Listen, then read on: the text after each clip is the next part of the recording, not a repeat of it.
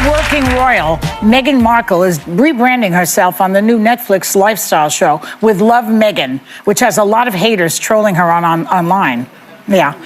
People are saying it looks boring, that she's unrelatable, and that it feels contrived. Of course, these are the haters, They just want to hate on her. Yeah. I got to tell you, I'm watching every single episode. I loved the trailer. I loved the promo. When Martha Stewart first started doing this, no one was saying all these things. This has more to do with the fact that people want to hate on Meghan Markle than I think, this topic.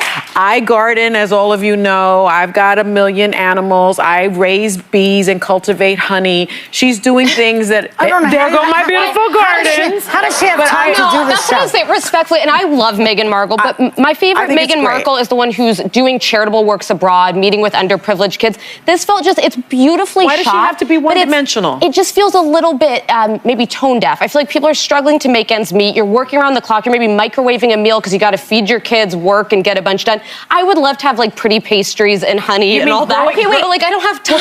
Can I say something to you because they can't afford the grocery stores I do like anymore. that You know something? During the Depression, when I was born, during the Depression, back in 1929, Hollywood only had movies about rich people. That's true. That were aspirational. Not just that, people were sick of seeing themselves in poverty-stricken. They wanted to see how rich people were doing. So sometimes it works to see somebody who's married to a prince, who's beautiful, who knows how to garden and make cupcakes. Actually, put it that way, I might like it. A different shift of what I'm reading about is not just that it's wealthy or aspirational, but that it lacks a certain authenticity. And what I mean by that is we're living in a time of not Martha Stewart, not printed magazines, it's Instagram, social media, trying to reveal what your real feelings are. It's all about transparency. And she's shooting all this, saying, come into my kitchen. Social media is all about transparency? Wait, Sunny, that's the highlight reel. People lie on social media. Wait 1 second.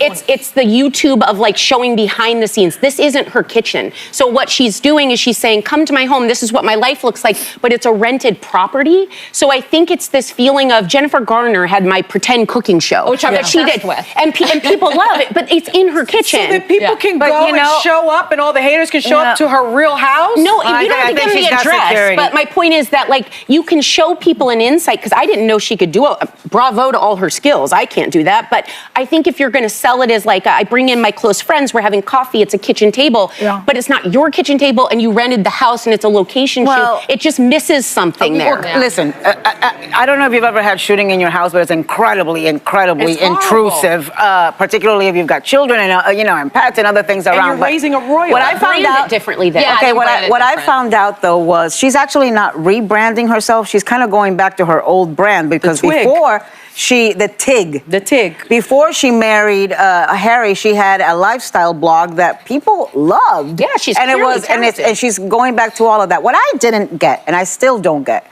is people whose, I guess, existence, raison d'etre, is just trolling and hating on Instagram. That's why on Twitter. That's how they exist. That's getting the clicks and the coverage from doing that.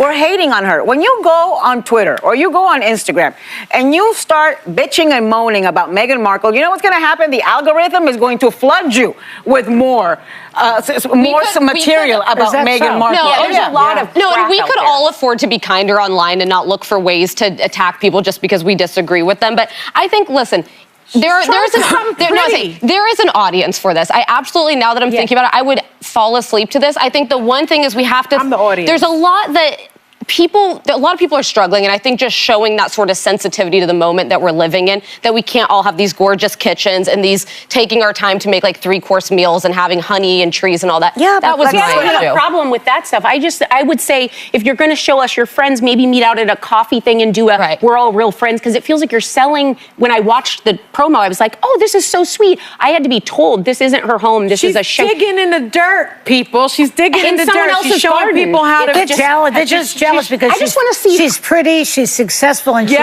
love her. She bagged herself a prince. But I love her. I just wasn't my favorite. If you don't like her, if you don't like the show, then don't. Welcome to C News Channel, where we brings you the latest on the royal family. The View's unwavering support for Meghan Markle. Joy Behar leaned back in her chair, her glasses perched on her nose. I'll tell you what, Meghan Markle has been treated unfairly from day one, she said, her voice steady. The British press has torn her apart for daring to be different. And why? Because she's not afraid to stand up for herself. Sunny Hostin nodded, her expression serious. Exactly, Joy. This is a woman who came into a centuries-old institution and tried to bring something new to the table.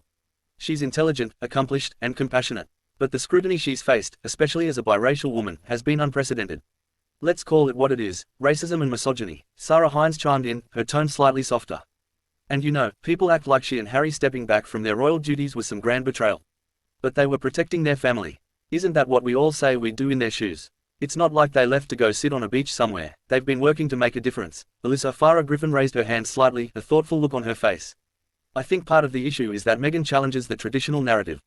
The royal family has always been seen as untouchable, almost mythical. But Meghan, with her activism and openness, has humanized it.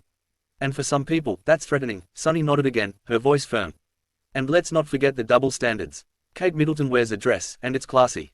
Meghan wears a similar dress, and it's somehow inappropriate. The commentary on her is so clearly biased. Joy leaned forward, gesturing animatedly.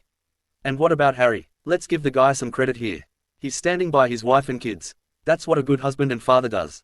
People act like he's being brainwashed. No, he's just prioritizing his family over outdated traditions. Isn't that what progress looks like? Whoopi Goldberg, who had been quietly listening, finally spoke. Her voice was calm but carried weight. You know what it is. People don't like change. Meghan represents change, and change scares folks. But here's the thing about change, it's necessary.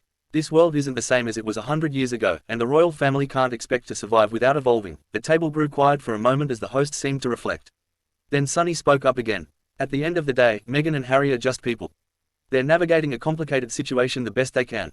And instead of tearing them down, maybe we should be asking why the system they left is so resistant to growth. Joy smiled wryly. Well, one thing's for sure, the tabloids aren't going to stop anytime soon. But you know what, Meghan's not backing down either. And that, my friends, is what makes her a force to be reckoned with. Whoopi nodded.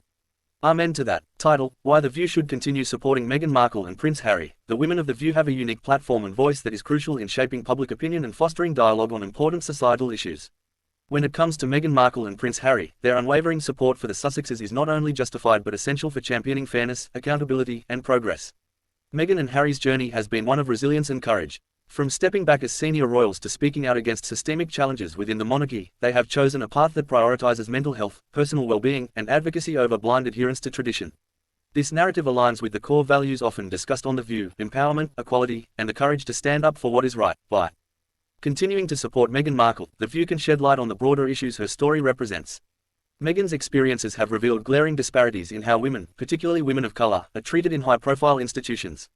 The panelists have repeatedly highlighted the role of racism, sexism, and double standards in the way Meghan has been scrutinized.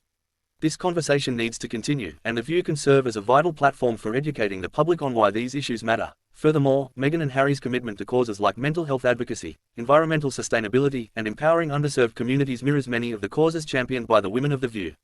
Their philanthropic efforts through Archwell Foundation have showcased a genuine desire to create meaningful change.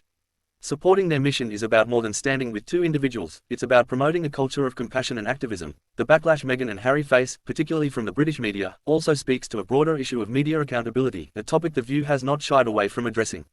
The tabloids' relentless pursuit of Meghan and Harry has often crossed ethical lines, highlighting the need for more scrutiny of how the media operates. By standing with the Sussexes, The View has an opportunity to advocate for a more responsible and ethical media landscape. Lastly, The View's support for Meghan and Harry sends a powerful message about the importance of prioritizing family and mental health. The Sussexes made a bold decision to step back from the pressures of royal life to focus on their well-being and their children's future. In a world that often glorifies burnout and self-sacrifice, their decision is a reminder that it's okay to set boundaries and prioritize what truly matters. The women of The View have a reputation for being fearless in their discussions, unafraid to tackle divisive topics head-on. Meghan Markle and Prince Harry represent a story of modern progress clashing with entrenched tradition, and their journey is one that deserves continued advocacy. By supporting them, The View aligns itself with the values of justice, fairness, and humanity, values that resonate with its audience and inspire meaningful change.